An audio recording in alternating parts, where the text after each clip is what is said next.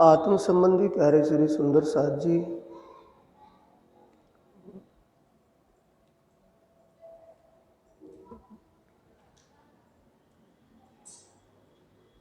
उस अनादि अक्षरातीत पार ब्रह्म परमात्मा की असीम कृपा और प्यारे हादी सतगुरु महाराज जी की प्रेरणा से आप सब सुंदर साथ ब्रह्म ज्ञान चर्चा के इस जागनी शिविर में उपस्थित हुए हैं। ये उस आदि सतगुरु महाराज जी की पुण्य स्मृति दिवस महोत्सव में 17 दिन का ये शिविर रखा गया। ये सब उसी अक्षरातीत धाम धनी के ही हुक्म और सतगुरु की प्रेरणा से सब कुछ हुआ या हो रहा है। यही हमारा सौभाग्य है कि हमें किसी भी महोत्सव उपलक्ष्य में ये ब्रह्म ज्ञान चर्चा सुनने को मिले, जिससे हमारे अंतस्करण में भ्रम और अज्ञान का जो अंधकार छाया हुआ है वो दूर हो जाए। अंतस्करण का अंधकार दूर हो जाना, अज्ञान और भ्रम का समाप्त हो जाना ही आत्मीय जागनी है। और आत्म जागने का मूल स्रोत भीतक साहिब ही है। भीतक साहिब जैसे ही हम निष्ठाबंध और रुचि दिलचस्पी से ध्यान से सुनने समझने का प्रयास करेंगे, तब इस बात का एहसास होगा कि वह के ही भीतक साहिब आत्म जागने का एक मूल मंत्र है। अभी चर्चा में आप सुन रहे थे, महाराज श्री बड़े अच्छे ढंग से समझा रहे थे। आगे आप कितनी लगन, कितनी दिलचस्पी से इसको सुन और समझ रहे थे।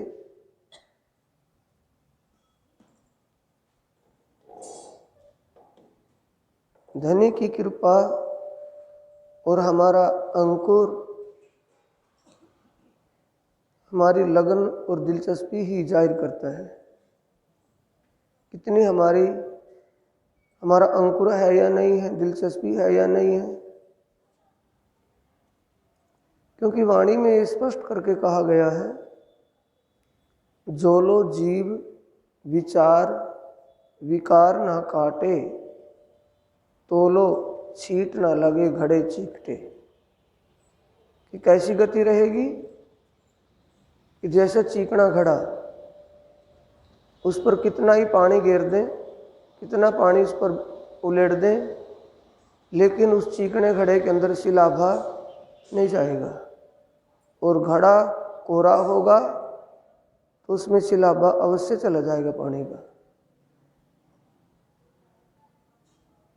भले हम कितनी बीतक वाणी सुने, कितनी चर्चा सुने, जब तक हमारे अंदर रुचि नहीं होगी सुनने की, ध्यान से समझने की दिलचस्पी नहीं होगी, तब तक आत्म जागने का सोपान स्वप्न दीवाई समझना।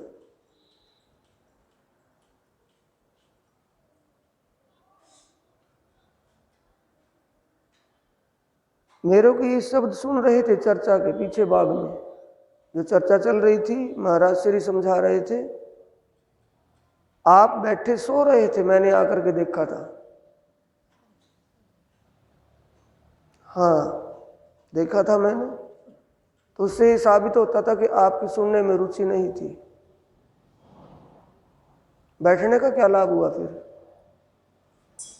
15 दिन के शिविर में मिलेगा क्या आपको? समझ, पहचान, ईमान और समर्पणता का मूल पॉइंट ये भीतक साहिब ही है और कोई नहीं। सबसे पहले ये जानना है कि बीतक है किसकी। पहले ही प्रकरण की आखिरी चौपाई में शुरू में ही आता है ना बीतक साहिब में, ये बीतक किसकी है?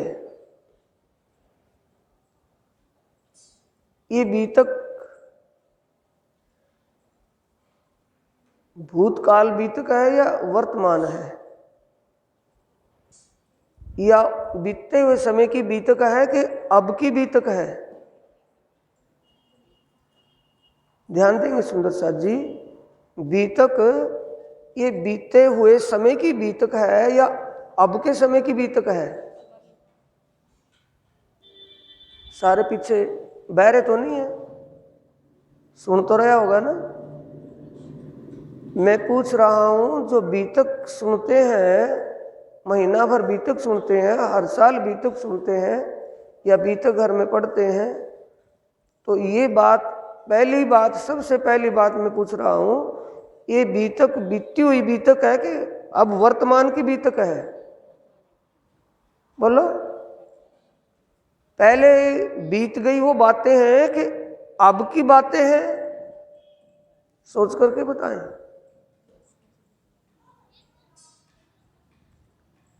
चौपाई पहले प्रकरण की आखिरी चौपाई कह रही है, श्री महामती कहे ए साथ जी, शास्त्र कहे यों कर, आगे अपनी बीतक सो लीजो चित धर।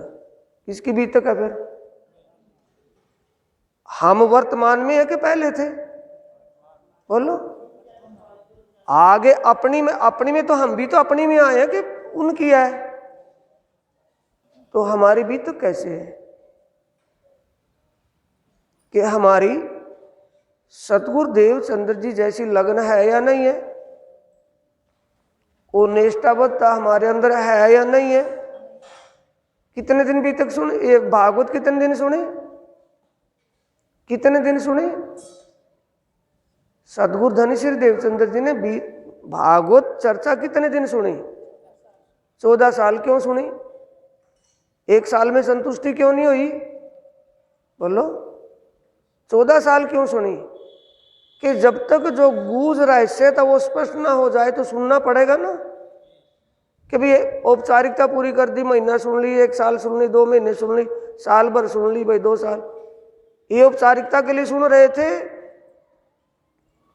सतगुरु देवचंद्र जी का अपना एक उद्देश्य क्या था, लक्ष्य क्या था, क्या उनकी लगन थी? मैं कौन, कहाँ ते आया और कहाँ मेरा भरतार, यही तो जानने के लिए, यही तो लगन थी ना। जब तक ये ना जाना जाए तब तक ज्ञान चर्चा बंद कर दी थी कि नहीं करी थी? जगह जगह हर काया कसनी कसी, हर कर्म कांड किया, हर कुछ किया, गुरु धारण किए, एक नहीं अनेक। हम एक ही जगह चिपक जाते हैं कि गुरु धारण कर लिया, दूसरा गुरु। बावरे को क्या चाहिए? पराग चाहिए या फूल? फूल तो कमल का भी है, उसमें सुगंध तो नहीं है। भंवरे को सुगंध चाहिए, किसी भी पराग से मिले, कहीं से मिले। तो ये घटना किसकी है? इतनी कोशिश और लगनशीलता, दिलचस्पी किसके अंदर थी? सतगुरु देवचंद्र जी के अंदर। हम क्या बोलते हैं? ढोलक बजा करके, मंजीरा बजा करके, हारमोनियम के साजबाज में क्या बोलते हैं? हादी के कदमों चलना, निस्वत से मिल गए मेरे साहिब मेरे स्वामी, हादी के कदमों चलना ये बंदगी रूहानी। हमारी कौन सी बंदगी है? बोलो। तन की बंदगी है, जीव की बंदगी है कि रूहानी आत्मीय बंदगी है? हादी कौन है? जिसने हिदायत की है, जिसने रास्ता दिखाया है, रास्ता बताया, जो हिदायत कर रहे हैं, रास्ता दिखा रहे हैं, रास्ता बता रहे हैं, उसे कहते हैं हादी। तो हादी के कदमों का मतलब जैसे उन्होंने उस प्रियतम का साक्षात्कार किया, अपने धनी प्रियतम को साक्षात प्राप्त किया, वो कैसे किया? वैसे ही उन कदमों चलना, तब बंदगी रूहानी होगी। कहने से बंदगी रूहानी, गाने से बंदगी रूहानी हो जाएगी। छिपी और बंदगी, छिपी और रूहानी बंदगी, छठी बंदगी है ना, मार्फत की बंदगी है, मार्फत सागर ग्रंथ के अंदर चौथे प्रकरण में आखिरी बंदगी है, पांचवी और छठी बंदगी मार्फती बंदगी है। यू भी मिला तब न समय।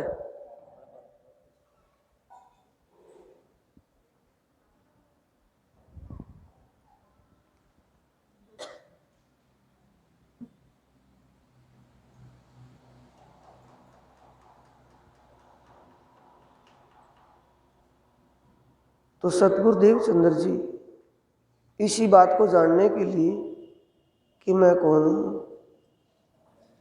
कहाँ ते आया और कहाँ मेरा भरतार, कहाँ जाकर के पता लगा। अभी अभी तो सुना था, कहाँ जाकर के पता लगा इस बात का कि मैं कौन हूं, मैं कहाँ से आई हूं, मेरा भरतार कौन है, ये कहाँ जाकर के पता लगा। गूंगे बैठे हैं, तो ज्यादा खा लिया, नींद आ गई, कहाँ जाकर के पता चला। अभी तो 1 घंटे पहले सुन रहे थे, 1 घंटे के बाद भूल गए, तो आपका सुनने का किस बात का है। सुनने के लिए क्यों आते हैं फिर, क्यों समय खोते हो। कितनी जिंदगी चलेगी, कितना समय चलेगा, कितना बाकी है, कभी सोचा इस बात के बारे में। तब तक यही हमें पता नहीं कि कहाँ जाकर के पता चला, कैसे पता चला, तो अभी तक सुनने का क्या लाभ हुआ, बोलो। कहाँ जाकर के पता चला देवचंद्र जी को कि मैं कौन हूं, कहाँ ते आया, कहाँ मेरा भरतार, कहाँ पता चला, कहाँ पता चला बबली, कहाँ पता चला, कहाँ, बोल कहाँ।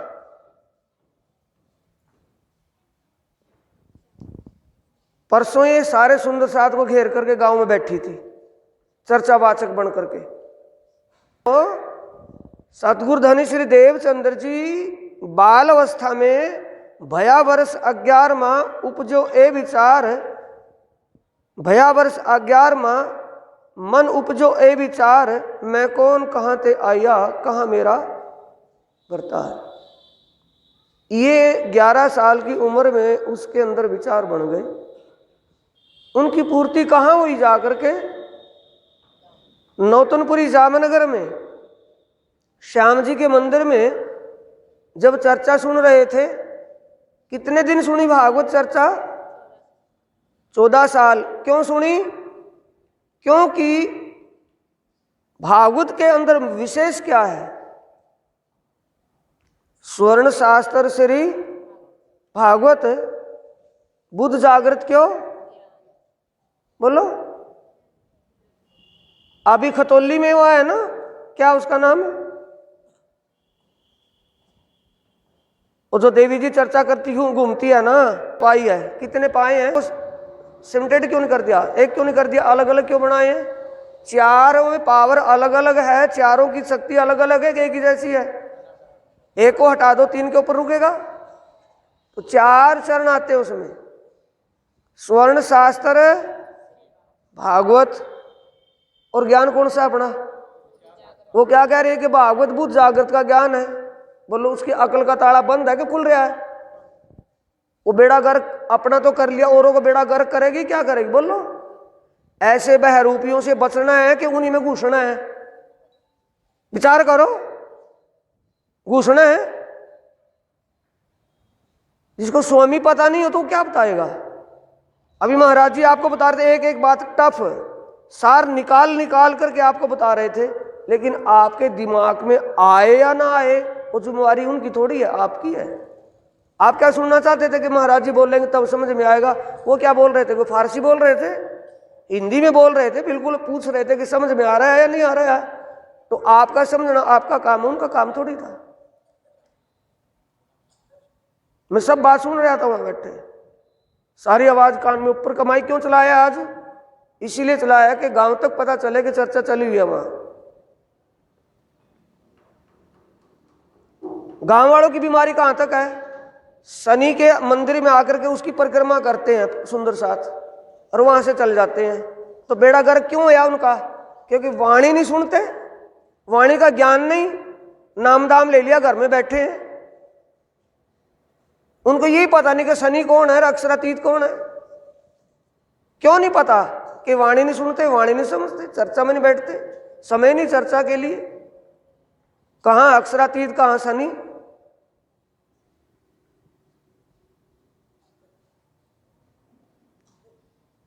चौदह साल क्यों सुननी पड़ी?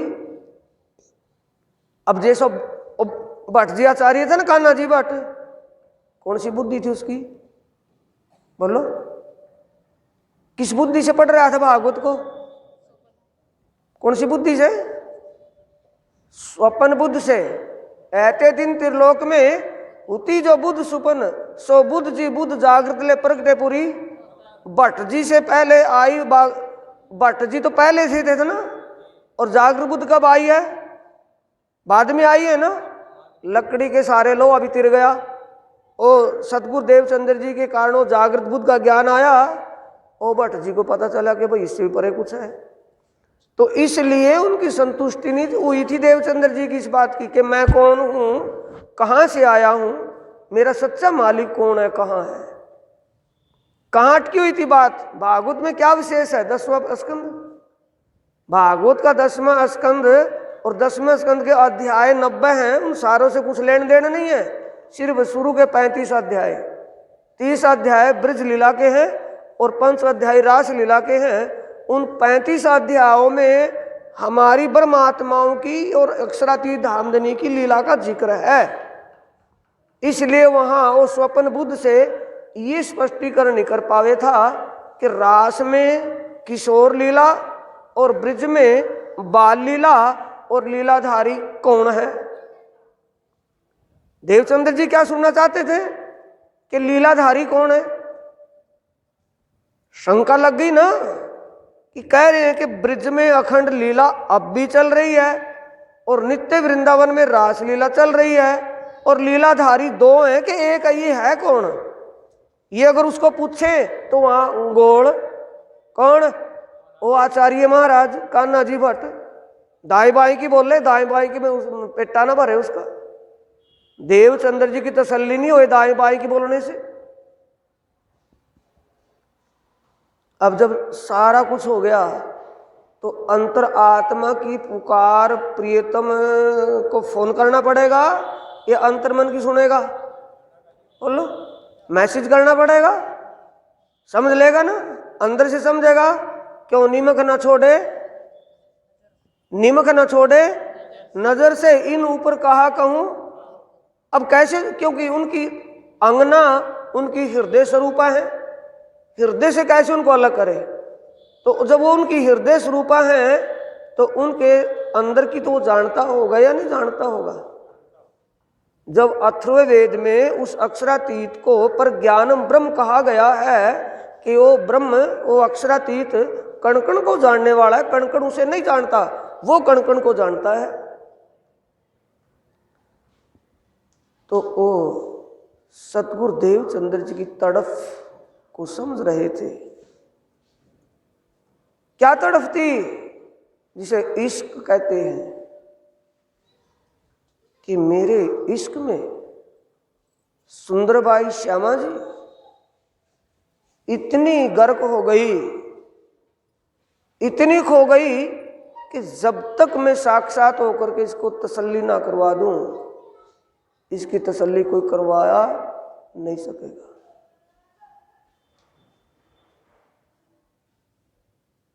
जब बारात के पीछे पीछे जा रहे थे, रात अंधेरी हो गई, रेगिस्तान का इलाका था, नगरी बस्ती आसपास में कोई नहीं थी। तब अंतर आत्मा की तड़प से प्रकट हुए थे, या वैसे उनको अपना दया आ गई थी, कृपा? तड़प से ना।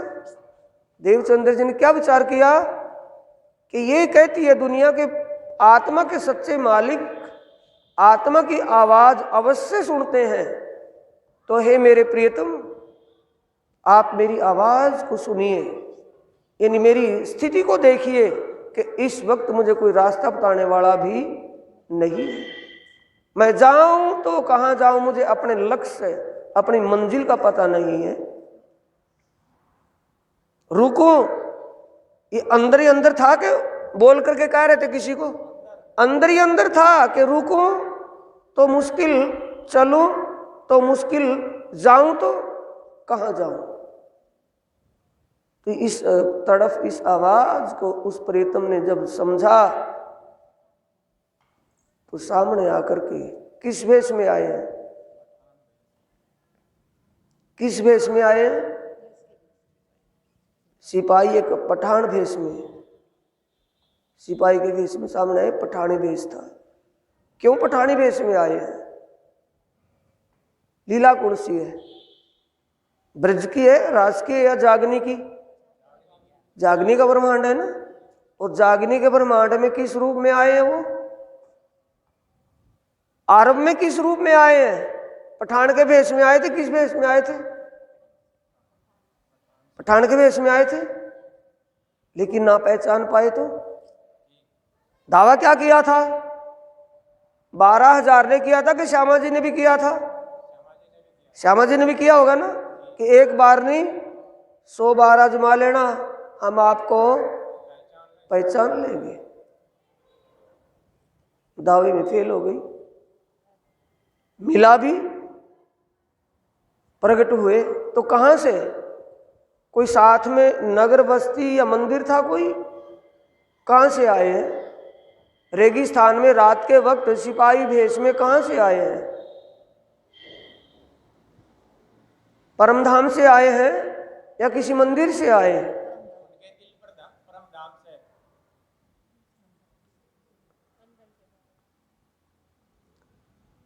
जब सतगुरु देवचंद्र जी को बारात के पीछे रास्ते में रेगिस्तान में रात के वक्त मिलते हैं, तब राजी वहाँ सिपाही का भेष धारण करके, पठान का भेष धारण करके, आरबी भेष धारण करके वहाँ आए तो कहाँ से आए हैं? सतगुरु देवचंद्र जी के धाम दिल में ही वो विराजमान थे। श्यामा जी और राजी दो नहीं है। ये सनंद वाणी पढ़े, मंथन करे तो पता चले। अगर बेड़ा गर करवाएं तो पता नहीं कौन कौन आकर के नाच गा करके आंसू से आकर के चले जाएंगे। वो तो आप अपने आप जाने। वाणी से मिलेगा, वो वाणी खुलेगी तो सब वाणी समझ में आएगी। सनंद ग्रंथ में आया, लिखा है चौपाई में, हादी और हक दो, हादी और हक ए दोए कहे, ए दोए कहे होवे कुफर। अगर हादी और हक कहने में दो कहे गए ना, हक और आदि, अगर इनको दो मानेंगे तो कुफर होगा, यानी कि जुल्म हो जाएगा। कुफर का मतलब ईमान नहीं है। जो हक और आदि को दो मान रहा है उसको ईमान ही नहीं है, पहचान ही नहीं है।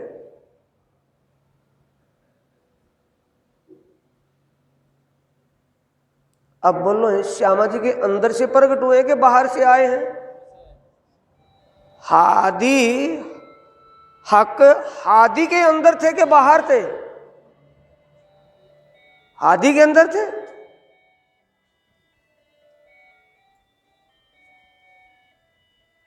फिर श्याम जी के मंदिर में प्रकट हुए। फिर कहां से? फिर भी अंदर से प्रकट हुए, कहीं बाहर से? अंदर से प्रकट हुए। वो प्रसंग आपने सुना है। अब देखिए, वाणी बीतक साहिब का 81वां प्रकरण है, 8वें पैर की बीतक चलती है।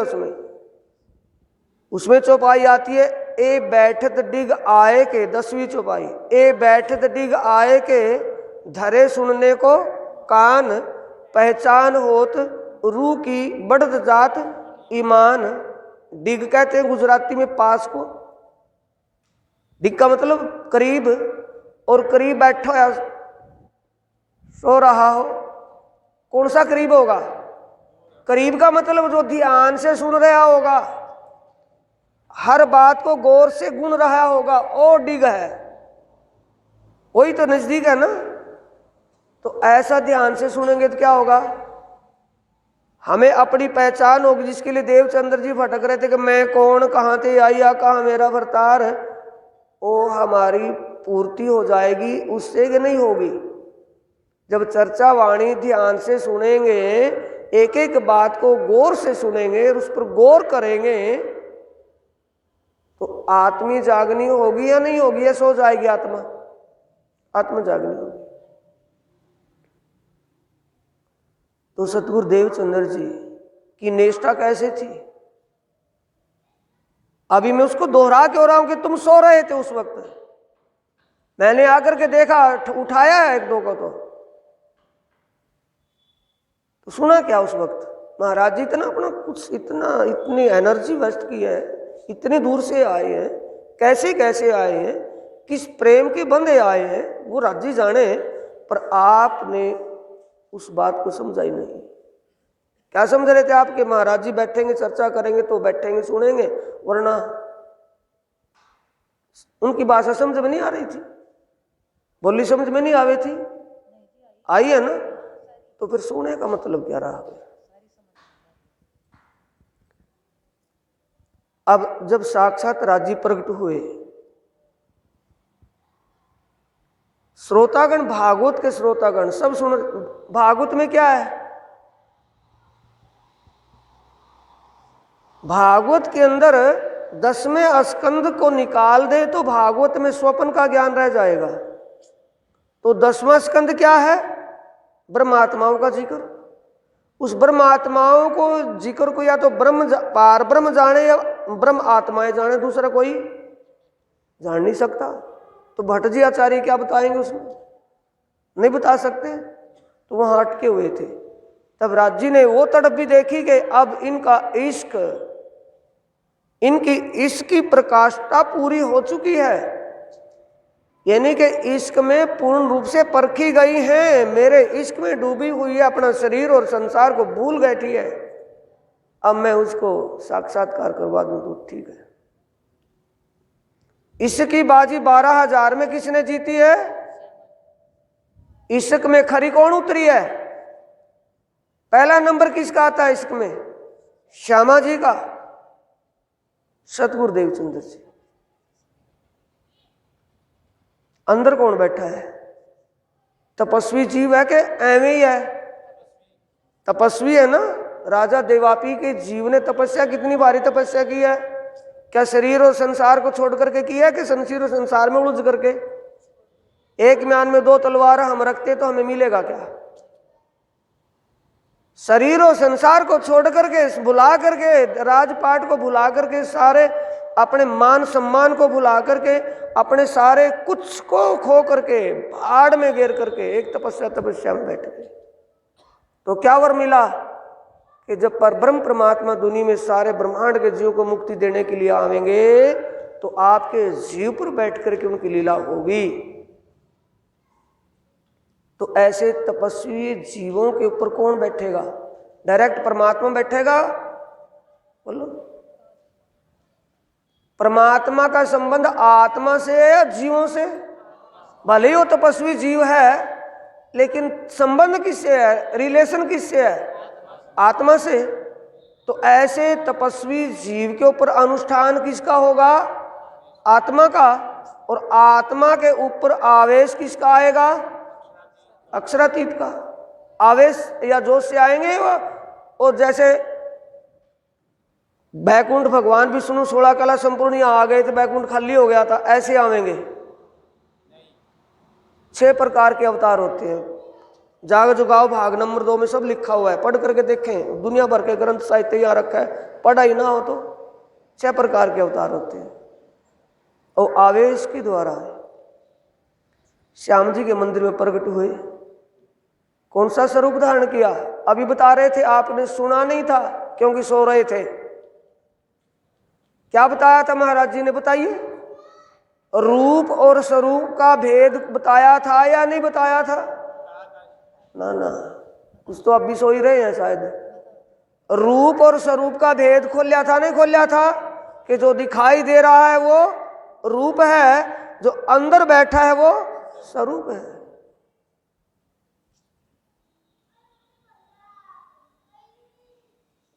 रूप कौन सा था जो खेला वृंदा, वही तो ना जो खेला वृंदावन। रूप कौन सा धारण किया है? ओ बांके बिहारी का जो स्वरूप था। अंदर कौन बैठा है? बोलते हैं, लेकिन बोलते बोलते तो मुद्दत तो हो गई है। तुम स्वरूप, तुम में स्वरूप, तुम स्वरूप के संग क्या बोल बोल करके काम चल जाएगा? तुम स्वरूप, तुम में स्वरूप बोल दिया और आरती घुमा दी, क्या आरती घुमाने से काम चल जाएगा? समझने से काम चलेगा या आरती घुमाने से? समझने से। बात बड़ी है, समझ की ओर है। ईमान का काम साची ईमान ऐसा चाहिए जैसा कहा ब्रह्म ज्ञान, ये अल्लाह कलाम। कैसी समझ होनी चाहिए? जैसे अल्लाह कलाम कह रहा है, ब्रह्म ज्ञान कह रहा है, वो समझ होनी चाहिए, ना कि आरती घुमानी है। तो रूप और स्वरूप में भेद है। तो रूप की पहचान की है स्वरूप की देवचंद्र जी ने? बोलो। श्याम, अभी तो मैं उसी बात को रिपीट कर रहा हूं कि तुम सो रहे थे, इसलिए मैंने रिपीट करनी पड़ी महाराज जी की बात को।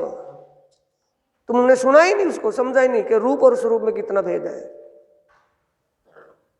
रूप और स्वरूप में कितना भेद है? जमीन आसमान का भेद है या नहीं है? दिन रात का भेद है। रूप कौन सा देख रहा था सामने?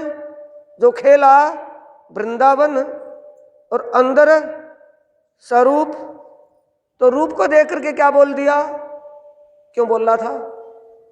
क्योंकि हरिदास जी के मंदिर में बाल मुकुंद ने बता दिया था कि पहले ये श्री कृष्ण के साथ राधा रूप में थी, इन कृष्ण की अर्धांग स्वरूप है, इसमें और श्री कृष्ण में कोई भेद नहीं है, मैं इनसे अपनी सेवा नहीं करवा सकता। तो क्या मान बैठा था देवचंद्र जी अपने आप को? राधा। यही तो समझ बैठे थे ना। अब सामने कौन देख रहा है? सामने किसको देख रहा है? रूप को या स्वरूप को? और रूप है सामने, खेला वृंदावन, उसी को तो मालिक मान बैठा था पहले। अब क्या कह रहे हैं कि मेरी आत्मा के कसम। तब आगे से और स्वरूप क्या कह रहा है कि मैं तेरी आत्मा का कसम। ये जो प्रसंग बीतक साहिब का है, एक कहां पर वाणी में है, इसीलिए मैं कह रहा हूं कि बीतक चाबी है, वाणी तब खुलेगी, वैसे वाणी खुले ही नहीं सकती, दिन रात पढ़ते रहो। ब्रह्मवाणी का ग्रंथ कलश हिंदुस्तानी का पहला प्रकरण है, उसमें चौपाई आती है, तू कौन इत आई क्यों कर, कहां तेरा वतन, नार तू कौन। कौन कब कहना पड़ेगा भाई? दो हैं आमने सामने, एक मियाँ जी और बीबी, दो हैं हम, एक महिला है एक पुरुष है, और महिला कह रही है कि मेरे आत्मा के मालिक हो। खत्म ही होगी बात। तो वहां कोई तीसरा भी होगा कि दो ही हैं? इसका स्पष्टीकरण कहाँ है? देखो समझना पड़ेगा ना। मंथन ये नहीं कि मैंने बीतक का मंथन कर लिया, वाणी का मंथन कर हो गया, नहीं, इसका प्रमाण भी कहीं और भी होगा।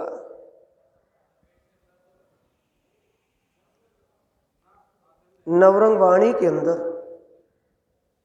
पहला ही ग्रंथ है सुंदर सागर ग्रंथ, उस ग्रंथ का प्रकरण है 27 और चौपाई नंबर है 3 और 5।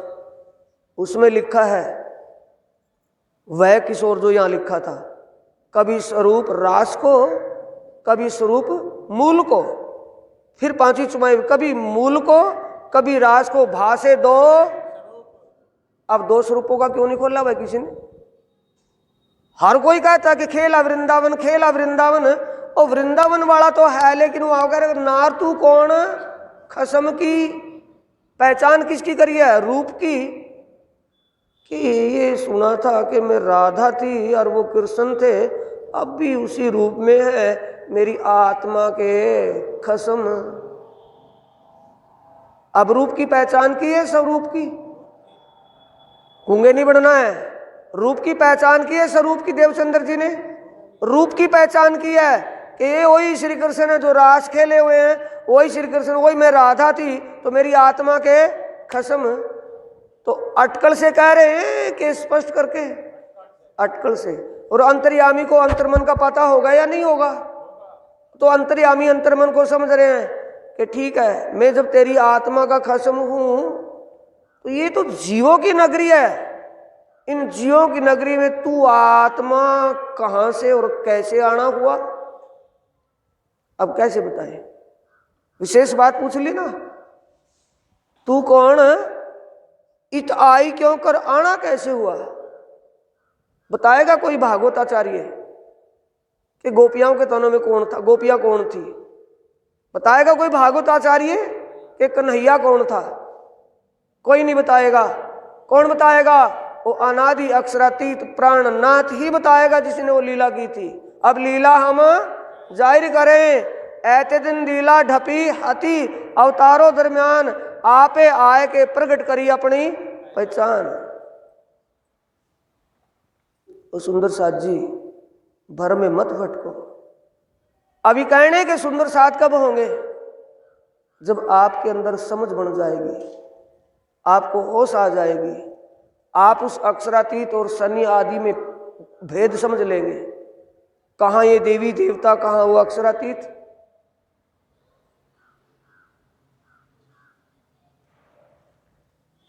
अब तब कहा कि तू कौन, इत आई के ऊपर कहाँ तेरा वतन, नार तू कौन, खसम की कौन कब कहना पड़ेगा, समझ गए? अब दो ही हैं तो कौन का तो मतलब नहीं रहा ना, आमने सामने दो हैं तो कौन का तो कोई मतलब नहीं रहा ना, कौन कब कहना पड़ेगा?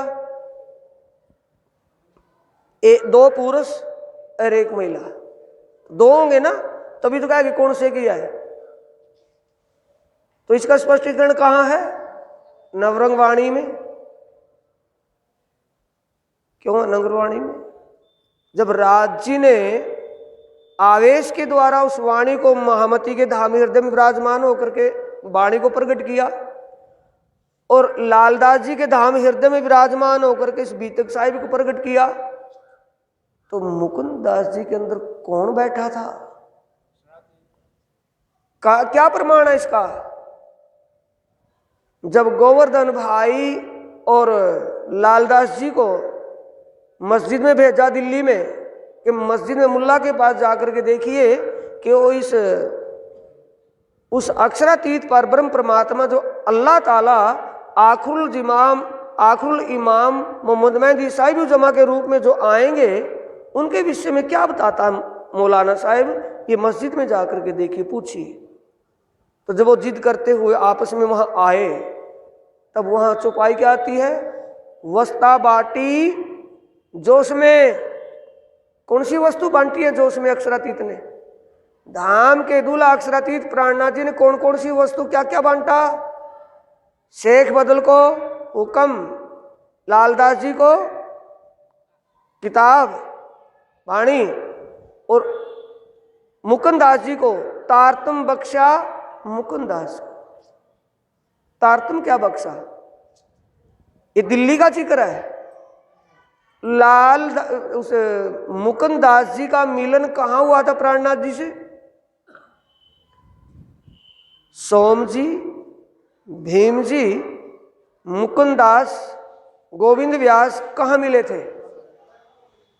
बंद पड़ गया अकल, क्योंकि सुनते वक्त ध्यान नहीं होता। अब क्या बताएं कहाँ मिले थे? कहाँ मिले थे? सूरत के अंदर, सूरत में मिले थे।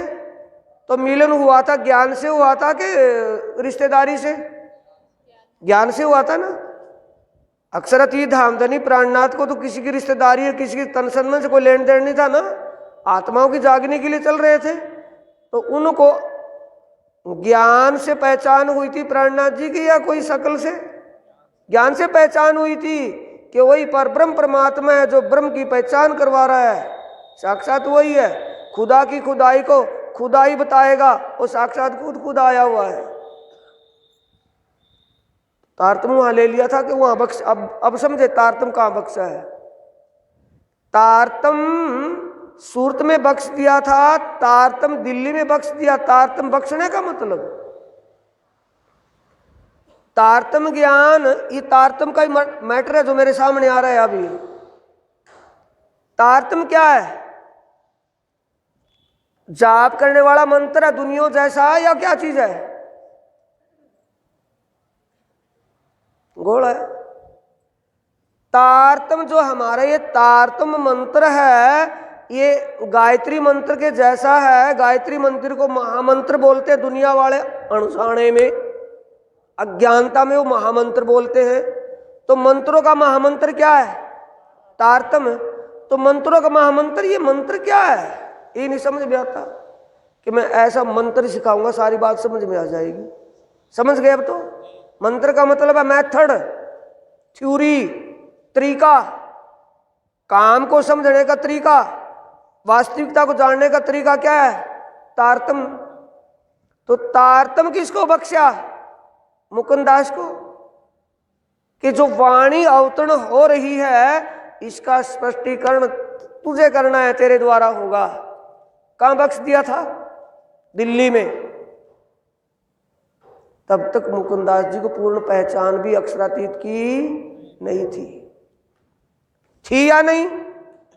अगर अक्षरातीत की पहचान होती तो कहां मिले थे? जयपुर आमेर में जाकर के। फिर उदयपुर में मिलन हुआ। जब जयपुर आमेर ना मिले तो प्राणनाथ जी से उदयपुर मिले, तो उदयपुर जाकर क्या पूछा कि जानू मन की बात। किसकी? अक्षरातीत के मन की बात जानने के लिए। इसका मतलब शंका थी, तब तक पहचान नहीं थी मुकुंदास जी को भी। अनजाने में मिल गया सौदा के जानकारी में, अनजाने में मिल गया ना। जानकारी होने के बाद फिर रो रहे हैं, पछता रहे हैं नवरंगबाड़ी में, ए प्रियतम धाम धनी, मैंने आपके स्वरूप की पहचान नहीं की थी, मैंने आपके रूप को ही देखा था, स्वरूप को नहीं देखा था। तब वाणी का, तब वहां आया और नवरंग, तब आवेश में वाणी अवतरण होती है। भाषे दो स्वरूप, एक पल, कभी रास को, कभी मूल को, कभी मूल को, कभी रास को, भाषे दो स्वरूप।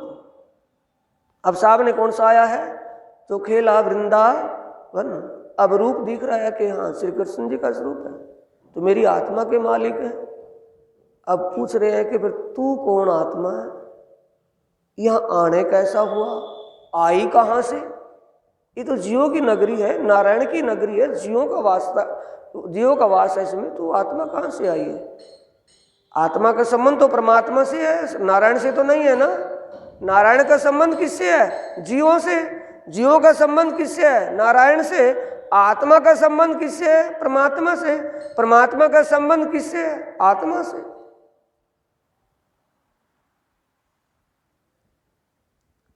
अब वहां चुप होना पड़ेगा कि बोलते रहेंगे? आदत को संभालना पड़ेगा, नहीं संभालना पड़ेगा? किससे? बीतक से। अभी तो बोला था आगे अपनी बीतक लीजियो, अपनी बीतक, अपने अंदर के विचारों को देखिए। हम टैं टैं टैं टैं करते हैं कि कभी चुप भी होते हैं समझने के लिए। अब आगे समझने के लिए चुप कौन हो गए? देवचंद्र जी। क्या बोल रहे हैं? इतना हम जानते हैं जो धनी हमारे तुम, कया तुम ऐता ही जानत, अब बतावे हम। तू इतना ही जानता है बस, तू रूप को ही देख रहा है, मैं तुम्हें स्वरूप की पहचान करवाता हूं। नाम तुम्हारा ना तो राधा है, सुन रहे हैं? राधा कौन सा नाम है? लीला का नाम है कि मूल? लीला का। और ड्रेस पहन ली राधा बन गई, ड्रेस पहन ली देवचंद्र बन गया। अब ड्रेस किसने पहनी? मूल तो वही है ना, स्वरूप तो वही है, रूप ही तो धारण किया है। थोड़ी देर के लिए रामलीला में वो विक्षण का रूप रोल कर दिया, एक एक्टर की कमी पड़ गई, थोड़ी देर में दशरथ का रोल भी कर दिया। तो वो आदमी तो नहीं बदला ना, ड्रेस ही तो बदली है।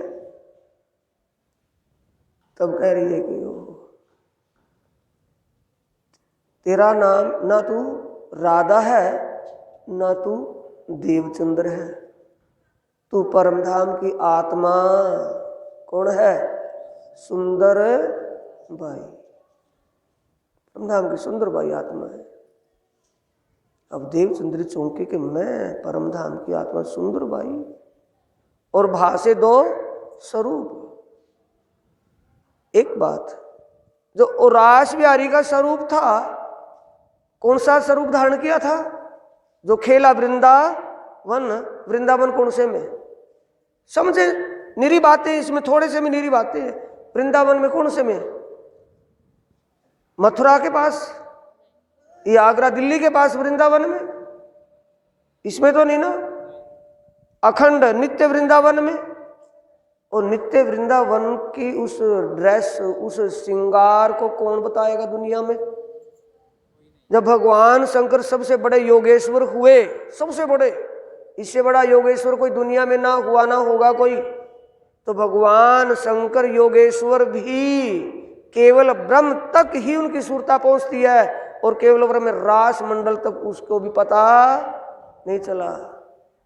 ए स्वरूप ने, ए वृंदावन, ए जमुना तट सार, घरते अतीत ब्रह्मांड तो अलग्यो, तारतम्य की दो कौन से ब्रह्मांड से? ए माया का ब्रह्मांड, योग माया का ब्रह्मांड, इस दोनों से ही अलग था वो रास मंडल। नहीं समझे? जिसमें रास लीला हुई, जो वृंदावन बताया गया, वो वृंदावन रास मंडल योग माया और माया से दोनों से हट करके था, क्योंकि अक्षरातीत ने अपने आनंद की लीला को वहां जाहिर करना था। रचना किससे करवाई? आनंद योग माया से, अक्षर से भी नहीं। क्योंकि अक्षर तो चौंका है ना उसको ले देके, कौन हम कौन वृंदावन। अगर उसकी रचना रची हुई होती तो क्यों चौंकता? हुक्म किसका? अक्षरातीत धाम धनी का। हुक्म को पालन करने वाले कौन? आनंद योग माया। तो उसमें आनंद की लीला को जाहिर किया सुंदर साथ जी। तो उस भेष श्रृंगार शोभा को कभी भागवत आचार्य कान्हा जी भट्ट ने कभी भी ऐसे श्रृंगार शोभा का जिक्र किया होगा? नहीं किया होगा। जिस वेशभूषा में, जिस श्रृंगार शोभा में रास की लीला की, उसके बारे में कहीं भागवत में लिखा है श्रृंगार? बोलो, लिखा है कहीं? और वाणी में कहाँ लिखा है? एग्जाम्पल देते हुए तब सोचे महाराज जी एग्जाम्पल देते हैं कि शास्त्रों का सार भागवत, भागवत का सार तारतम, तारतम का सार रास, रास का सार भागवत का सार, शास्त्रों का सार भागवत, भागवत का सार रास, रास का सार तारतम, और तारतम का सार जागनी विचार। बस रट ली और बोल दी, समझने की कभी कोशिश ही नहीं करी होगी।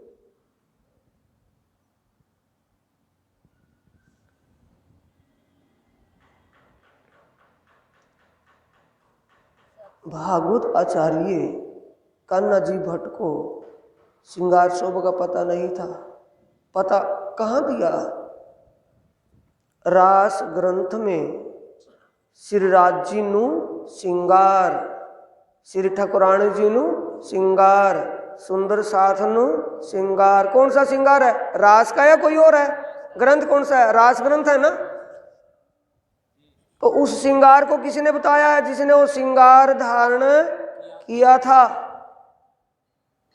अब वो भट्ट जी आचार्य कैसे बताते? कैसे देवचंद्र जी को पता चलता? तो देवचंद्र जी को वो श्रृंगार शोभा, वो स्वरूप देख करके अजीब लगा होगा या नहीं लगा होगा? पहचान तो नहीं कर पाया होगा ना। क्योंकि कन्हैया क्या होता है कि मोर मुकुट बंधा हुआ है, ये बैजंती पहने हुए है, लकोटी बांधे हुए है, ये ऐसा है। ओ हाँ, कौन सा श्रृंगार है? कैसा मुकुट है? कैसा मुकुट है? कभी वाणी का मंथन करें तो अकल का ताला खुले। श्रृंगार ग्रंथ के प्रकरण 20 और 21 में मुकुट का ही वर्णन आया है। स्वरूप सुंदर, कैसा मुकुट है? कितना दिव्य तेजो में मुकुट है, जिसमें अनंत प्रकार की मणियां झलक रही है। वो श्रृंगार बैजंती नहीं है, गले में कंठसरी और हार पहने हुए हैं, फिट पीली पिटोली, नंग दड़ंग नहीं है, पीली पिटोली है, पीले रंग की, इजार पहनी हुई है, पिछोरी ओढ़ी हुई है, पूरे हार श्रृंगार सजे। अब ना तो उस स्वरूप की पहचान, और रूप के अंदर जो स्वरूप था उसकी तो पहचान थी नहीं, लेकिन रूप की भी पहचान नहीं थी। फिर पहचान करवाई। देवचंद्र जी का सवाल क्या था? मैं कौन, इत आई क्यों कर, कहाँ मेरा वन। मैं कौन, इत आई क्यों कर, कहाँ मेरा कसम। मैं कौन, कहाँ ते आया, कहाँ मेरा भरतार। मैं कौन बता दिया कि तू सुंदर बाई, कहाँ से आई, परम धाम से, इस कारण से आई। और मैं तेरा आत्मा का पति खसम हूं, तू मेरी अंगना है, मैं तेरा अंगी हूं, अनादि अक्षरातीत। ये सब पहचान करवा दी। मनोरथ पूरे, नाम तुम्हारा बाई सुंदर खेले तुम ब्रिज रास में। ब्रिज और रास में भी तुम आए थे। वहां क्या था? ब्रिज में राधा, रास में राधा। अब सब साथ मनोरथ पूरे ना भय, तीसरा हुआ तीन से। अब तीसरे ब्रह्मांड में जागने के में फिर तुम आए हो, तुम्हारी इच्छा पूरी नहीं हुई थी।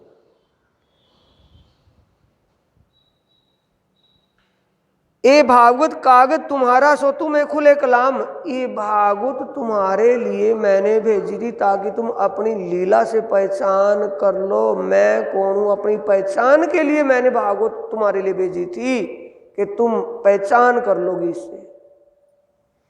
और कोई ना खोल सके है जो खल काम। पूरी दुनिया भी इसको समझे तो ये भागवत उनकी समझ में नहीं आएगी, चाहे कोई दुनिया का कितना भी बड़ा विद्वान क्यों ना हो। अब तुम्हें पूछना होए सो पूछ ले हो तुम, फेर के ऐसी तरह से दर्शन आवे हम। कि जिस प्रकार कैसी दृष्टि आ रहे थे ना, फेस टू आमने सामने थे, कि ऐसा दर्शन फिर कभी नहीं होगा। तब पूछा श्री देवचंद्र जी ने, धनी कहाँ जाओगे तुम? कि कहाँ चले जाओगे? महाराज जी कितना विशेष बता रहे थे, क्यों सो रहे थे, सोतों को क्या पता। कि सिपाही के भेष में मिले थे, मिल करके अंतर ध्यान। फिर जब ध्यान में बैठे थे, भोग लगाया बांके बिहारी की, वो भाग्य वस्त्रों की पूजा कर रहे थे, जब ध्यान में बैठे थे तब दर्शन हुए। फिर अंतर ध्यान। कि अब फिर कह रहे कि जो पूछना है पूछ लो। कि इसका मतलब अब फिर ये चले जाएंगे, पूछ ही लेना ठीक है। कि क्या पूछूं? कि जो भी पूछना है। कि फिर कहाँ जाओगे? इससे पहले तो तुम चले गए थे, कोई आता पता नहीं मिला था। अब तो ये तो बता दो कम से कम कि मैं यहां से वहां चला जाऊंगा ताकि मैं आपको मिल तो लूं। बता दो तो कहां जाओगे? तुम्हारे अंदर आकार में आए के बैठे हम। मैं कहीं से आया हूं तो वहां चला जाऊंगा। जब मैं कहीं से आया नहीं, मैं अब भी पहले भी तेरे ही धाम दिल में विराजमान था और अब भी मैं तेरे ही धाम दिल में विराजमान हो जाऊंगा। जाना कहाँ है? ये कह करके अंतर ध्यान हो गए। तो देवचंद्र जी के अंदर, पुरुष के अंदर पुरुष आकर के बैठा है कि आवेश शक्ति आकर के बैठी है? ध्यान से समझना। लोहे का पानी का स्वभाव कैसा है? ठंडा है या गर्म? और आग का? गर्म। आग जला करके किसी बर्तन में पानी रख दें तो आग का टेम्परेचर कहाँ चला जाएगा? पानी में। रूप तो नहीं जानेगा। पानी का रूप तो अपना रहेगा, भले उबल जाए, खदक जाए, पानी कितना भी हो जाए, लेकिन रूप तो पानी का ही रहेगा ना। वो क्या आ गया उसमें? आग का जोश किस में चला गया? पानी में। और आग के अंदर लोहे का पीस डाल दें, अगर लोहे का पीस डाल देंगे तो लोहे का पहला अपना कैसा स्वभाव था? कठोर या नरम? कठोर। रंग अपना था। और आग में जाने के बाद उसका स्वभाव और उसका रंग रूप बदल गया कि वैसे रह गया? बदल गया।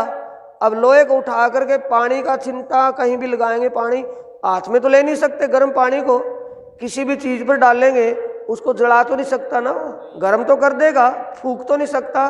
और उस लोहे के अंगारे को जहां रखेंगे वहां आग जला देगा या गर्मी करेगा? गर्म कर देगा कि फूक देगा, अपने रूप में बना लेगा कि उसको? इसे कहते हैं आवेश। आवेश में क्या है? रूप भी है और जोश भी है। आवेश में क्या है? स्वरूप तुम, स्वरूप तुम में। स्वरूप का मतलब क्या होता है? जहां आवेश है वहां स्वरूप है, जहां जोश है वहां स्वरूप है। वो आवेश स्वरूप में वहां आकर के विराजमान हो गए। क्या उसके बाद भागवत सुनी? बोलो। हम लकीर के फकीर होकर के मर रहे हैं, खप रहे हैं। सुंदर साथ जी अकल का ताला तो खुला ही नहीं कि भागवत भागवत भागवत सुनने जा रहे हैं, भागवताचार्य आ रहे हैं, भागवत सुनने जाएंगे। और भागवत में है ही क्या? 10वां स्कंद, 10वें स्कंद में है ही क्या? वो थोड़ी सी बात रास ग्रंथ में उथला वचन जहां आए हैं, 5वां ही प्रकरण है। जब आत्माएं निकलती है, उनको कहते हैं कि चलो वृंदावन जाएंगे, और कहते हैं प्राय पुरुष के साथ नहीं जा सकते, और फिर वहां से निकली। वो बात सिर्फ 2 ही बात है। अगर हम एणे पगले आपन चालिए, अगर हमारी चाल वो ब्रिज वाली बन जाए तो ब्रिज की बात हमारे माइंड में आ गई। रास की तरह हम दुनियादारी शरीर और संसार को बाढ़ में घेर कर निकल कर पड़े तो हम रास बिहारी हो गए। वैसे ब्रिज और रास से कुछ बनेगा? करनी रहनी तो बता रही है वाणी, अब पढ़ रहे हैं भागवत के पीछे।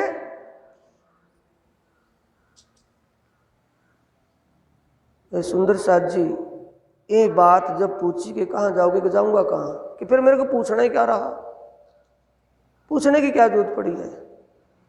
ये अभी थोड़ा मौका चूक गया, कल से करेंगे। जो पढ़ने वाले साथी हैं जिनके थोड़ा बहुत कुछ कखा खाता होगा, उनके सामने बीतक साहिब रखूंगा रेल के ऊपर, ताकि उनको पता चले इस बीतक में यहाँ लिखा भी है कि नहीं लिखा है। मैं बोल करके बैठ जाऊंगा बीतक में है या नहीं है वो चौपाई, क्या लिखा है इसमें? तुम्हारे अंदर आकार में आए के बैठे हम, तब मोह को कहा पूछना। फिर मेरे को क्या पूछना बाकी रहेगा जब आप मेरे अंदर ही आकर के बैठ गए।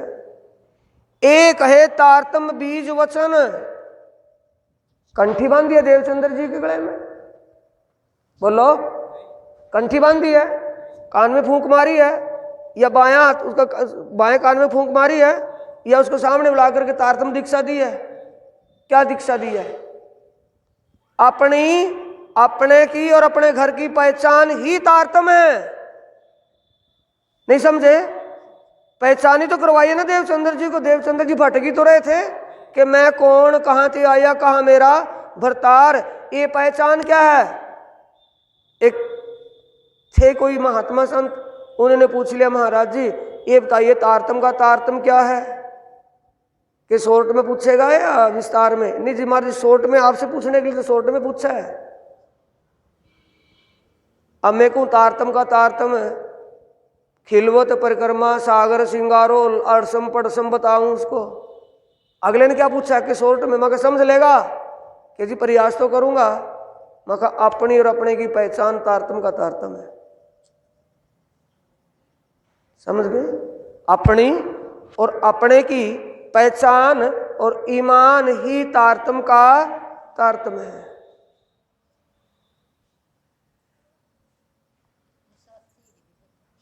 पहचान किसको करवाई है? सदगुरु देवचंद्र जी को। ये पहचान क्या है? मेरी बात सुन रहे हैं? तारतम अपनी आत्मा के सच्चे मालिक परमात्मा और अपने सच्चे घर असली घर परम धाम की पहचान ही तारतम है। अगर हमें अपनी आत्मा और आत्मा के सच्चे मालिक परमात्मा और अपने असली घर दिव्य परमधाम उस अरसे अजीम की पहचान नहीं है तो अभी हमने ना लिया ना दिया, कुछ भी वैसे के वैसे, डंगर के डंगर, पशु के पशु। चाहे भले तारतम ले लिया और किसी महाराज से ले लिया और किसी भी पुरी में से ले लिया हो, कुछ नहीं है। क्यों? और जहां भोजन प्रसाद जिमते ना बैठ करके बरामदे में चौपाई लिखी है, चौपाइयां मैंने डेकोरेशन के लिए नहीं लिखवाई हुई है, कि किसी का तो अकल का ताला खुल जाए, कोई न कोई शब्द उसके समझ में आ जाए। क्या लिखा है?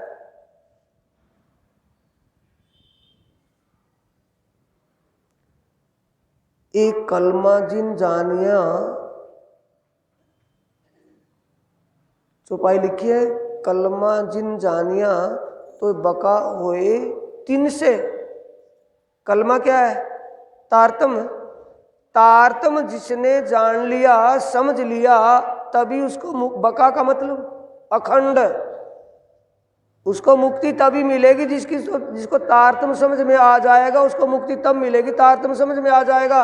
अगर तारतम ही समझ में नहीं आया तो कोई मुक्ति सुक्ति नहीं मिलनी, उसके कर्म उसको वहीं लेकर के जाएंगे जहां उसको जाना है।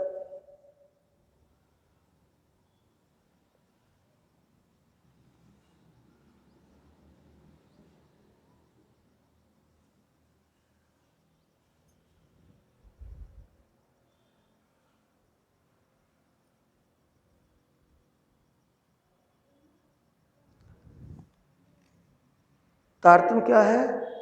देवचंद्र जी को अपनी पहचान, अपने सच्चे मालिक, असली घर की पहचान, ये पहचान वाली बातें ही तारतम है या कोई नामदाम है?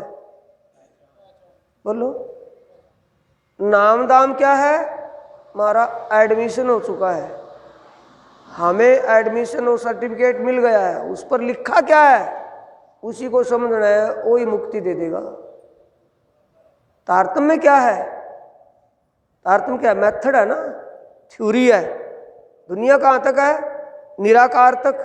तारतम क्या बोलता है? निराकार के पार और तीन पार के भी, ये मेथड, थ्योरी। ये क्या है?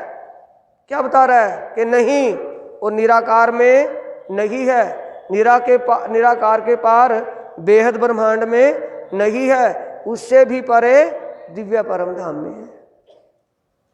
तारतम समझना, 6 चौपाई पक्की याद और उनको समझना, उनके समझने के बाद आगे चलना है। चितवनी क्या है? निराकार के पार और तीन पार के भी, तीन पुरुषों की, तीन ब्रह्मांडों की लीला को समझना और उसका ध्यान चिंतन करना, यही तो चितवनी है। तो तारतम ने बताई है, किसने बताई है? बोलो। तारतम समझ में आ गया तो बका होए तीन से, कलमा जानिया होए तो बका होए तीन से। अगर ये कलमा समझ में आ गया तो तभी तो अखंड मुक्ति मिलेगी, बिना कलमे समझ मुक्ति मिल जाएगी? समझना पड़ेगा कि काम चल जाएगा। गूंगी का गुड़ नहीं खाना है। मैं ये पूछ रहा कि तारतम समझने से काम चलेगा या रटने से जपने से काम चलेगा? समझने से काम चलेगा या रटने से जपने से? समझने से काम चलेगा, रटने जपने से कुछ भी नहीं हो। कितने दिन हो गए और कितने दिन और जप ले रट ले, नहीं।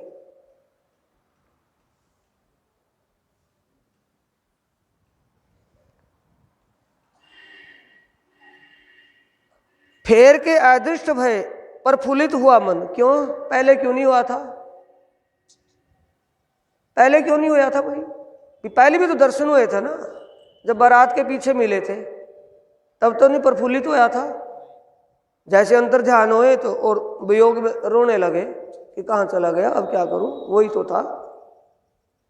दूसरी बार जब ध्यान में बैठे थे तब भी प्रफुल्लित मन नहीं हुआ। ये तो हो गया कि हाँ मैं इस दुनिया का जीव नहीं हूँ। क्यों? जब नीचे हाथ किया तो किस में लगा? जमीन में। जमीन में हाथ लग जाएगा, ध्यान टूट जाएगा कि ध्यान लगा रहेगा? ध्यान टूट गया।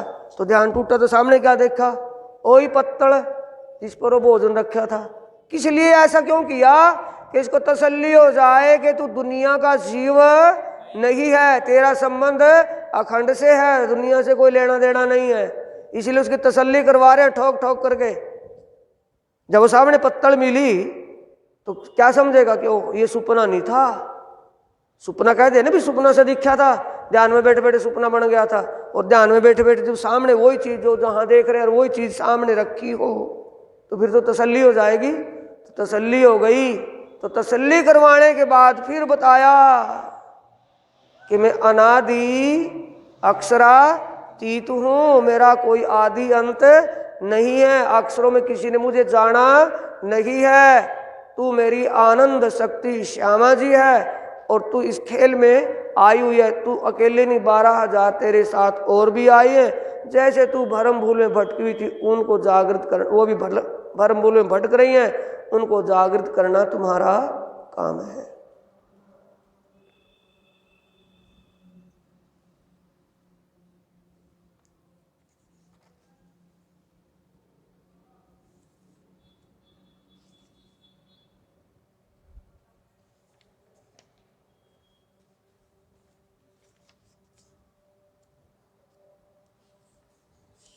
अपने वतन निजधाम, इनको इत जगाए के पूरा मनोरथ काम।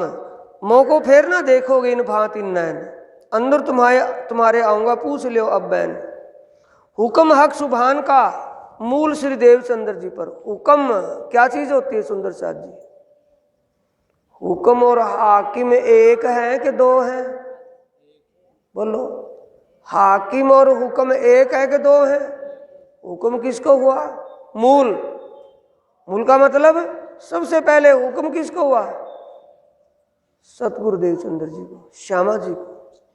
किस लिए? जागने के लिए, क्योंकि इश्क की बाजी किसने जीती है?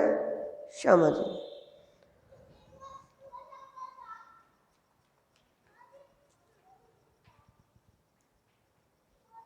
ये जो खेल देखन को 7 धाम से आए उतर, इन सब को जागृत करना तुम्हारा काम है। सम्मत 1638 से आसो सुदी चतुर्दशी के दिन जब से प्रकट हुए, सम्मत 1772 भादो मास उजाला पख, जागने की लीला कब तक चली है? 1712 तक सतगुरु धनी श्री देवचंद्र जी के तन से जागने की लीला हुई। लेकिन जागने की लीला कैसे हुई? बात समझ रहे हैं सुंदर साथ जी? सूर्य निकलता है, जब सूर्य छिपता है अंधेरा होता होता अंधकार छा जाता है, और जब सूर्य निकलता है तो उजाला होता होता होता प्रकाश छा जाता है। तो सतगुरु देवचंद्र जी के तन की जागनी क्या है? फजर। समझ रहे हैं? कौन सी है जागनी? फजर की तड़की है। उसमें पूर्ण रूप से प्रकाश नहीं था, क्योंकि वाणी का अवतरण नहीं हुआ था। बंधेज कियो उत्तम, पर धाम की निध सो कही तारतम। जिन सेती होवे पहचान, नजरों आवे सब निशान। बंधेज तो कर दिए थे सब कुछ, लेकिन उत्तम बंधेज क्या हुआ कि वाणी जब अवतरण होगी तभी जागने का प्रकाश होगा। बरस 74 में न्यून भया 1 मास, यानी कि 74 साल में 1 महीने की कमी थी, तब उनके तन की लीला पूरी करके कहाँ? अब वाणी में आती है सनंद में, मोहम्मद कह मैं हुक्मे सब रूहे मुझ माही, मैं चला महराज को पर पहुंच सका नाही। अकल का ताला जब बंद पड़ा हो तो वो क्या कहेंगे कि देखो मोहम्मद साहब कह रहे, तुम कह रहे कि उन्होंने 90,000 बातें करी और वो कह रहे कि मैं पहुंच ही नहीं सका वहां। पर उनको क्या समझाए जिन्होंने वाणी का मंथन ना किया हो, वाणी नहीं समझ में आई हो। मोहम्मद कहते किसे हैं? जिसकी महिमा अपरंपार हो, जिसकी महिमा बेशुमार है, कोई भी सीमाबद्ध नहीं है। वो कितनों की होगी? 1-2 की होगी कि 10-20 की? असीम महिमा एक की होगी कि कई सारों की? एक ही की महिमा अपरंपार है और दूसरे किसी की ना हुई ना कभी होगी। वो एक अक्षरातीत पार ब्रह्म की है। अक्षरातीत पार ब्रह्म परमात्मा ने जिन तनों में जिन जीव और जिन आत्माओं को शोभा देनी थी, वो 3 ही सिलेक्ट कर रखे थे पहले से ही। गेम चला है ना जागने का, 3 ही सिलेक्ट कर रखे थे। इच्छा से 3 स्वरूप सिलेक्ट कर रखे थे, छांट रखे थे, नियुक्त किए हुए थे। कौन? अब्दुल्ला पंडित। क्या बोलेंगे? ये रसूल की बात छेड़ के खड़े हो गए महाराज, मुसलमानों की बात छेड़ के खड़े हो गए। और अकल का ताला खोल लो, मुसलमान कौन है? हम ही तो मुसलमान है, कोई मुसलमान और दूसरा थोड़ी है। मुसलमीन कहते किसे हैं? जिसका उस परवरदिगार पर पूर्ण विश्वास, अटल विश्वास है, उसे मुसलमीन कहते हैं। जिसको उस खुदा पर विश्वास नहीं, मुसलमीन थोड़ी हो सकता है।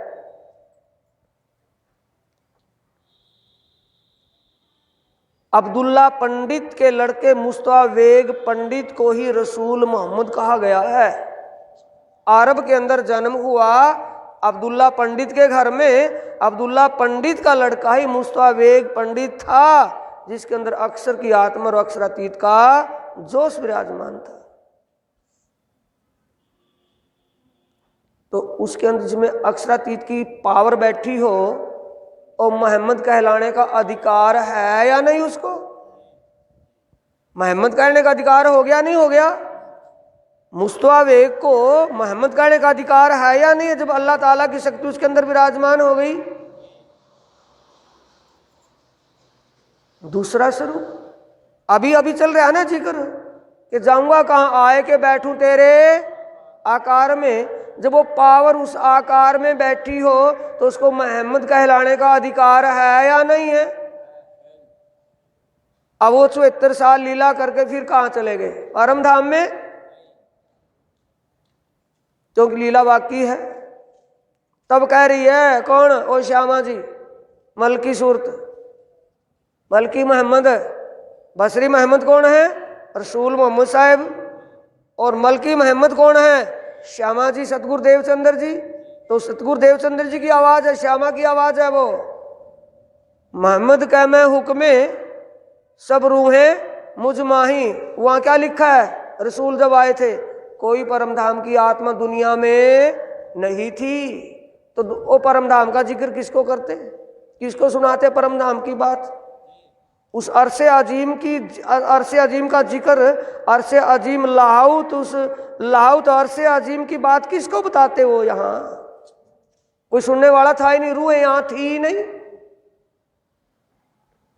तो कह रही है मोहम्मद कह मैं हुक्मे सब रूहें मुझ माही। श्यामा जी ने अंग हो, सारी आत्माओं के अंग संग है। 9 से 99 मास रसूल को हुए, जब रूह अल्लाह मिसल गाजियो मोमिन उतरे, वो सारी ब्रह्मांगनाओं को लेकर के आई है। तो वो कह रही है सब आत्मा मेरे, क्या कह रही है छुपाई वहां, कि प्रियतम धाम धनी के हुक्म उनकी इच्छा से मैं सब ब्रह्मांगनाओं के साथ इस खेल में आई हुई हूं। मैंने अपने प्रीतम को साक्षात के लिए चाहा, तो उन्होंने कहा कि नहीं श्यामा जी, अभी लीला बाकी है। खुल रही है बात? मोहम्मद का मैं हुक्मे सब रूहे मुझ माही। मैं चला अर्श में राज को। अर्श में राज का मतलब क्या? कि साक्षात के लिए मैं पर आत्म से उनका साक्षात कर लूं। तो उन्होंने कहा कि नहीं, किसी भी पर आत्म की जागनी एक साथ, एक दो की आगे पीछे नहीं होगी। भेले पोड़े भेले ही जागसी, कि सभी की फरामोशी एक साथ दूर होगी। नहीं, अभी खेल बाकी है। इंद्रावती के धाम दिल में बैठ करके जागने की सेवा करना है। तो कहाँ चले गए देवचंद्र जी का तन छोड़ करके? ड्रेस बदली है या कि चलेगा शरीर? उस तन को छोड़ करके कहाँ बैठ गए? इंद्रावती के धाम दिल में। अब क्या होगा? तुम स्वरूप, तुम में स्वरूप, तुम स्वरूप के साक्षात बैठे हो। वाणी में क्या कह रहा है? जब हफ्सा में साक्षात मेहराज जी को, अभी मेहराज जी को भी ये पता नहीं था कि वो देवचंद्र जी चले गए या वो मेरे दिल में साक्षात विराजमान है। जबकि उनको कहा भी कि आगे तेरे तन से जागने की लीला होगी, मैं साक्षात तेरे तन में विराजमान होऊंगा। फिर भी शंका रही। शंका कब हटी? हफ्से में जाने के बाद। कब? देवचंद्र जी सत्य छे सदा सत्सुगुना दातार, विंतड़ी एक जो वल्लभा मोंगनानी अविधार। ए मेरे वार प्राण वल्लभ, मैंने आपके स्वरूप की पहचान नहीं की थी, अब पहचान की है कि आप और राज्य में कोई भेद नहीं है। तुम साक्षात धाम के धनी हो। क्यों? सिंहासन पर बाईं तरफ कभी सतगुरु देवचंद्र जी, कभी श्यामा जी। कभी श्यामा जी, कभी देवचंद्र जी, ये दो स्वरूप सामने दिख रहे हैं। तो तब पहचान हुई कि मामला मेरे साथ था, रहा, लेकिन मैं उनसे कुछ ले नहीं पाया जो लेना था। अब वहां वाणी का अवतरण होता है। वहां से तारतम कौन सा? गुजराती में वाणी उतरती होती है, गुजराती में तारतम अवतरण होता है। श्री देवचंद्र जी सत्य छे सदा सत्सुना दातार, विंतड़ी एक जो वल्लभा मो अंगनानी अवधार, वाणी वाला जी तणी अलगी जे संसार। इन क्यों जब गुजराती में सारी वाणी अवतरण हो रही है तो तारतम क्यों नहीं गुजराती में अवतरण हो रहा है? वहां ये पहचान की बात है सुंदर साहब जी। अब इससे आगे सेवा किसको सौंपते हैं? मेहराज जी को। मेहराज जी के तन से लीला कब तक चलती है? 76 साल तक। आया है सम्मत 1675। ध्यान से जब वाणी पढ़े जब देखे, सम्मत 1675 भादव वदी 14 नाम, पैर दिन चढ़ते वार रवि प्रगट धनी श्री। कौन प्रकट हुआ है?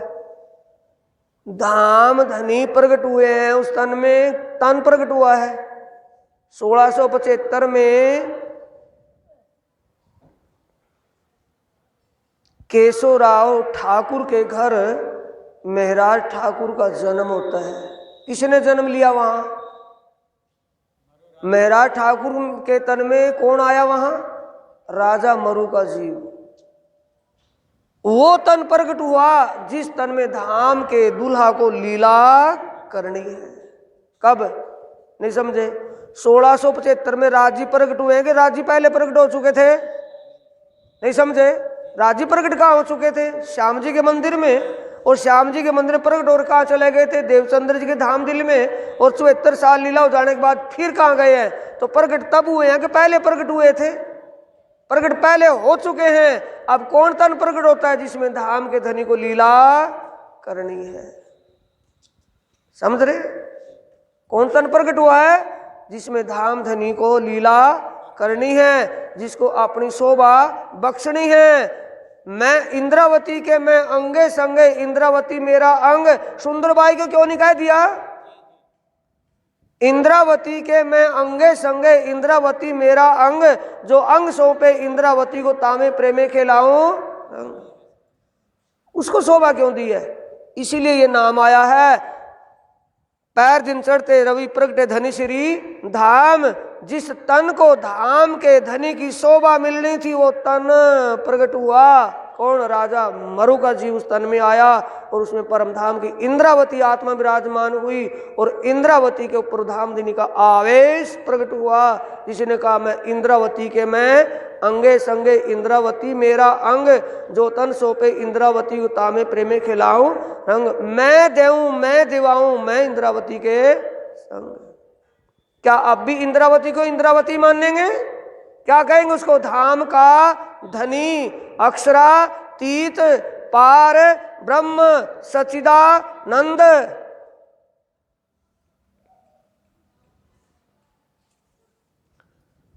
सम्मत 1751 सावन वदी चौथ में रात पिछली घड़ी दोए में आया फरिश्ता धाम से। इन शब्दों को पढ़ करके क्या लगेगा? लौकिक में ले जाएंगे कि ओ प्राणनाथ जी की सुरता को, आत्मा को लेने के लिए परम धाम से फरिश्ता आया और बैठे वहां साक्षात उसको फरिश्ता लेकर के जाएगा। यानी उस तन से जाहिरी लीला पूरी होने का समय पूरा हो गया था। अगली लीला कौन सी चल रही है? छठे दिन की। और 5 दिन तक एक ही तन की लीला चलती रही। छठे दिन मोमिनों के तनों से लीला होनी थी। इसलिए जो गेम के लिए वादा किया था कि कौन कौन सी लीला कहाँ कहाँ कैसे कैसे होनी है, उस लीला का समय पूरा हो चुका था। इसलिए आगे भी तो कर सकते थे। जब यहाँ के देवी देवता कई कई हजार साल तक तन धारण कर सकते हैं तो वो अक्षरातीत भी तो उस तन को हजारों साल तक रख सकते थे, क्योंकि उन्होंने वादा किया हुआ था परम धाम में कि छठा दिन तुम्हारा होगा, 5 दिन मेरे होंगे। छठा दिन आ गया। सम्मत 1751 सावन वदी चौथ में रात पिछली घड़ी दोए। आगे भरत क्षेत्र में कम 2 मास 10 दिन, 2 महीने 10 दिन, 76 साल होने में 2 महीने 10 दिन की कमी थी। देखा खेल यहाँ लो फिरे तरफ वतन। ये शब्द क्या कह रहे हैं, कैसे लगते हैं? परम धाम की तरफ चले गए, परम धाम नहीं, कहाँ? आरस तुम्हारा मेरा दिल है, तुम आए करो। कहाँ? मोमिनों के दिलों में जो लीला करनी थी, मोमिनों के तने से उस लीला में कदम रख लिया। साथ सौंपया आप श्री राज को, साथ सौंपया आप श्री राज को। किसने? इंद्रावती। ये धाम धनी, अब मैं आपके आनंद में सराबोर रहना चाहती हूँ। आगे की लीला आप अपने मिजाज से जैसे चाहे वैसे कीजिए। अब आपके इश्क और आनंद से मेरे से निकला नहीं जा रहा। साथ सौंपया आप श्री राज को, जाहिर में श्री, जाहिर में किसको सौंपया? महाराज को। महाराज 76 साल। अब हम फिरत धाम को, तुम रहो सावचेत आज। हम फिरत धाम को, एक ऐसा लग रहा है शब्दों से कि हम परम धाम, अपना धाम चल रहे हैं, तुम यहाँ सावधान चौकस रहना। कौन से धाम में जा रहे हैं? कि आज के बाद मोमिनों के धाम दिल से जागने की लीला करेंगे। ये कह रहे हैं साक्षात धाम के धनी। महाराजा जी सो कहा, मैं देखूं तू एक तुम, तिस वास्ते सेवा साथ की सौंप चलते हैं हम। क्यों देखत हूं तुम? सुन रहे हैं सुंदर साथ जी? क्या नजर कमजोर हो गई थी प्राणनाथ जी की? एक 76 साल जी दिख रहे थे और कोई दिख ही नहीं रहा था। इतने दास, लाल दास, मुकुंद दास, केशव दास, फलाना दास, कितने दास घूम रहे थे साथ में। क्या अकेले 76 साल ही दिख रहे थे? दिख रहे थे? चौपाई नहीं। मैं देखूं तो हूं एक तुम कोई देख रहा हूं बस। क्यों देख रहा था? क्या औरों को ईमान नहीं था या औरों को पहचान नहीं थी? औरों को ईमान, औरों को पहचान भी थी, ईमान भी था और समर्पणता भी थी। लेकिन 76 साल की पहचान और ईमान, समर्पणता कैसी थी? वो उनसे सब अलग थी। तेजकुरी बाई अमलावती के तन, अमलावती कहाँ बैठी है? तेजकुरी बाई के तन में। सूरत में जब भीम भाई ने आज्ञा लिया, आगे का मतलब बात को जाहिर किया कि प्राणनाथ अक्षरातीत कहाँ है, नौतनपुरी रूई की गादी में नहीं है, और बिहारी जी के अंदर वह नहीं है, और वहाँ नहीं है, कुछ भी है वहाँ माइनस है, वो सब आपके ही धाम दिल में विराजमान है। हम पहचान लिया। तो कहाँ बैठा है? सिंहासन पर। आरती उतारने लगे। साथ में किसको बिठा दिया? भावुक होकर के, भाव में भावुक होकर के कि महाराज की जो महाराजनी है इनको भी साथ में बैठा दे। किसने बैठा दिया? भीम भाई आदि ने बैठा तो दिया। अब बैठा कौन है? मगज खोल करके थोड़ा सा। जब देवचंद्र जी के तन में श्यामा जी साक्षात विराजमान है, देवचंद्र जी का तन छोड़ करके और मेहराज जी के तन में विराजमान होगी और राज्य का आवेश साथ में है, तो युगल स्वरूप कहाँ बैठा है? राजी श्यामा जी कहाँ बैठे हैं? मेहराज जी के तन में। अब मेहराज जी के तन में राजी बैठे तो राजी ने सोचा कि मेरी बाईं तरफ बैठने का अधिकार एक श्यामा जी को हो सकता है, ना कि और आत्माओं को। 12,000 है ना, 12,000 में बाईं तरफ सिंहासन पर बैठने का अधिकार श्यामा जी के अलावा और को नहीं है। भीम भाई आदि ईमान, विश्वास, पहचान से पूर्ण रूप से समर्पित थे। वो तो भाव में भावुक होकर के अपनी सेवा वो कर रहे थे। उनका करना दस्तूर भी था, लेकिन दस्तूर उसका भी था जो पास में बैठा करके बैठाया हुआ, बैठा पास में बैठी है जिसके, उसका दस्तूर था कि ये पद किसको दिया जाए। तब श्यामा जी की जो सुरता थी किसके तन में विराजमान कर दी? तेजकुरी अमलावती के तन में। ये पहचान किसी भी दास को नहीं थी। ये पहचान कहाँ हुई, कहाँ करवाई? जब चोपड़ा की हवेली में पावड़े करके और वो सिंहासन पर बैठा है, क्या बोलते हैं? श्री ठाकुरानी जी ने सखियन सुधा वाला लेकर संग अकेले नहीं आयो, ये महाराज की महाराजनी नहीं है, ये साक्षात श्यामा जी महारानी है। ये भेद किसने खोला है? बोलो। ये पहचान किसको हुई है? 76 साल को।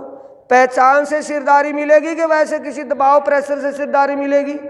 पहचान ईमान और समर्पणता से सिरदारी मिलती है, वैसे नहीं मिलती।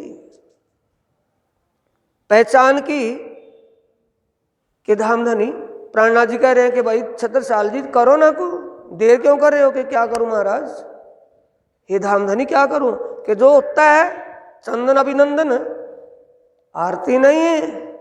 जैसे आज के रोग लग गए ना आरती तरवाने के, ये महाराज आरती तरवा रहे हैं, ये बीमारी नहीं थी। ये तो चंदन अभिनंदन अपने अतिथि का, अपने महाराज किसी का करते वो करो। कि मैं कैसे करूं? कि क्यों करना नहीं आता? कि आता तो सब है, लेकिन अभी काम अधूरा है। कि पूरा कैसे होगा? कि मेरे को एक बात बताएं, रंगपुर वाली मंदिर में युगल स्वरूप सिंह सेज पर विराजमान होते कि राज जी के युगल स्वरूप, और मूल मिलावे में सिंहासन पर युगल स्वरूप होते कि राज जी के युगल स्वरूप। तो अब युगल स्वरूप के स्वरूप में क्यों नहीं विराजमान सामने? ये बात अधूरी क्यों रखी है? तुरंत बाई जी महारानी को संकेत देकर के कहाँ बैठा लिया प्राणनाथ जी ने? पास में, क्योंकि श्यामा जी कहाँ खड़ी थी? साइड में। कहाँ बैठा लिया? सिंहासन पर। सिर्फ एक 76 साल जी और सुशीला रानी को, दोनों को मूल स्वरूप का दर्शन हो रहा था, बाकी को सबको प्राणनाथ, एक गुरु और एक महाराजनी ही दिखाई दे रही थी। डायरेक्ट किसका कनेक्शन जुड़ रहा है वहां? 76 साल का, शेख बदल का, मुकुंद दास का। बाकी जो देवचंद्र जी से जुड़े हुए थे उनकी सीमा थी, वो आगे चढ़ नहीं पाए थे, सीमा से आगे लख नहीं पाए थे। उनको डायरेक्ट युगल स्वरूप का दर्शन होता था उसी स्वरूप में। भाई जी राज महारानी के स्वरूप में साक्षात श्यामा जी, और प्राणनाथ जी के स्वरूप में साक्षात राज जी। जब आरती उतारने लगे तब देखते सामने राज जी कि ओहो। तभी कहा आरती के बाद, हे धामधनी एक प्रार्थना आपके चरणों में है। क्यों?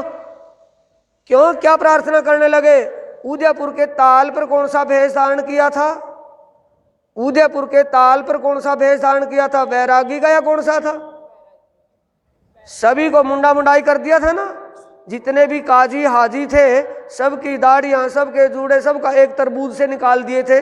सामने से देखते तो शक्ल से पता लगता था, पीछे से ना दास का, लाल दास का पता, ना मुकुंद दास का, ना केशव दास का। सबके तरबूज से निकलवा दिए, सबको मुंडक मुंडाए कर दिया, सबको फकीरी भेष बना दिया, अपना फकीरी भेष बना लिया।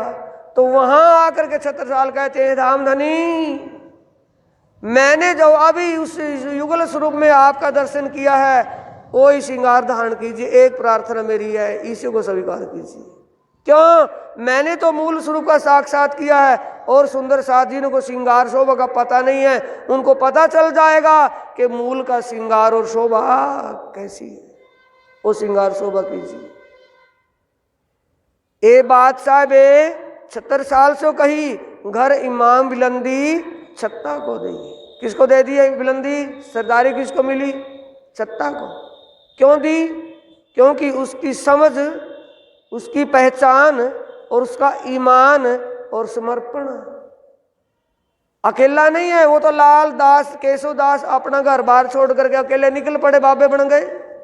उसने अपना पूरा राजपाट, घर परिवार, रानी, सब कुछ अपना पूरा राजघराना राज्य की सेवा में खड़ा कर दिया। जागने के अभियान के लिए निकल पड़े सब कुछ छोड़ करके। तो साथियों, समझ, पहचान, ईमान और समर्पण से मिलेगा, दिखावे से नहीं मिलेगा। दिखावा अपने लिए धोखा रह जाएगा, किसी और के लिए। जब तक हमें समझ और पहचान ही नहीं है तो भाव बनेगा कहाँ से? कौन सी दुकान से खरीद करके लाएंगे? भाव के बिना कोई सामान मिल जाएगा? पैसे वाला कितना जेब में है, सामान हमारी जरूरत का सामने दुकान पर रखा है, कब तक नहीं ले पाएंगे? बोलो। जब तक हमारा भाव ना बन जाए, रेट ना बने, जेब में रहेंगे, सामान खरीद ही नहीं पाएंगे। भाव बन जाएगा तो फिर भले हमारे पास पूंजी पूरी है और सामान समझ में आ गया, रेट बन गया, तुरंत ले लेंगे, ला विला सामान दे दे। तो जरूरत किसकी है? बोलो, भाव की। और भाव कब बनेगा? जब अकल का ताला खुल जाएगा, अंदर की गफलत खत्म हो जाएगी, अंदर का भरम हट जाएगा। भरम हटेगा, भरम की दीवार टूटते, तिनके ने पर्वत को ढक रखा है, तिनका हटते ही पर्वत दिखना शुरू हो जाएगा। भरम हटते ही ब्रह्म का साक्षात्कार हो जाएगा। तू आपे न्यारी होता है, पीऊना तुझसे दूर, पर्दा तू ही करता है, अंतर न आड़े नूर। ज्ञान का प्रकाश अंदर जाता नहीं है, अमल वाणी पर होता नहीं है, तो पर्दे का पर्दा ही है। बोलो श्री प्राणनाथ प्यारे की, श्री सद्गुरु महाराज की। चौपाई दोहराएंगे सुंदर साथ जी।